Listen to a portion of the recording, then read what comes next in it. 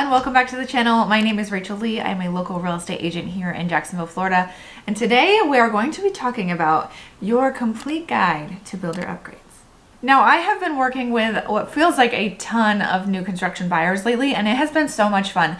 But something that continuously comes up is the question of which upgrades should you purchase from the builder at build time, design time, and which ones should you just do yourself later to save some money on it?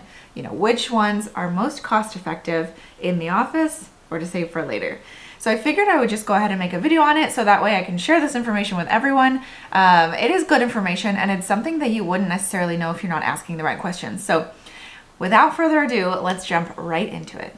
Okay, so first I want to focus on the upgrades that I believe and have seen to be very cost effective for my buyers. Starting with an obvious one is going to be any structural changes. So anything structural that you already know you're going to want to change or add on, if you want to change your laundry room to a sunroom or add on a covered porch or anything structural, moving walls, changing configuration, anything like that, definitely bring that up with the builder during the design phase so that they can go ahead and do that for you, because those are going to be huge expenses if you want to change something like that later.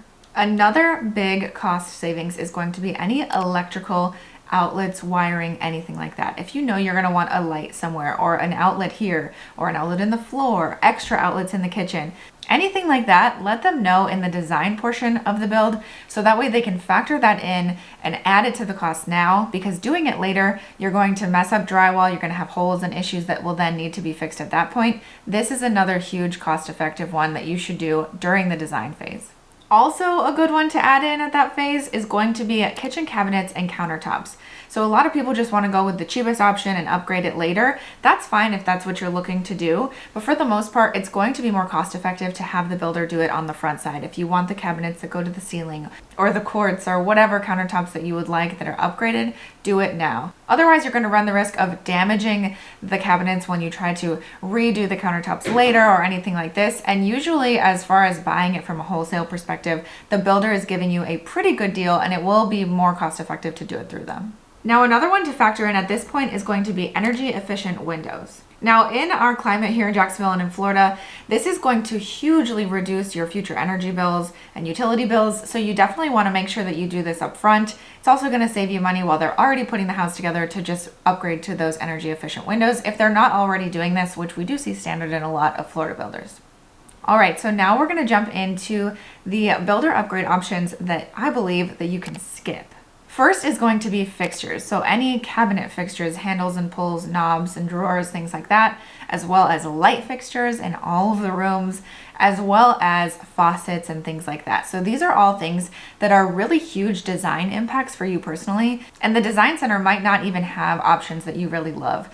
And they're always going to be marked up significantly by the builder. Whereas in today's day and age, it's really easy to go out and find these things on Amazon or in your local hardware store, things like that, so that you can go find exactly what it is that you're looking for and have it switched out yourself later on without the builder markup.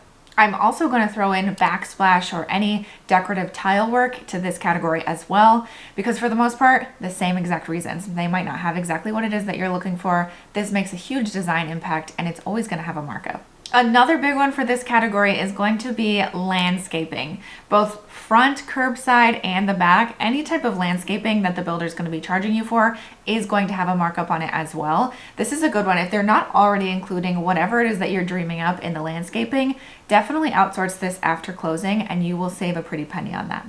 Another good one is going to be pools, especially here in Florida. This is one that comes up a lot.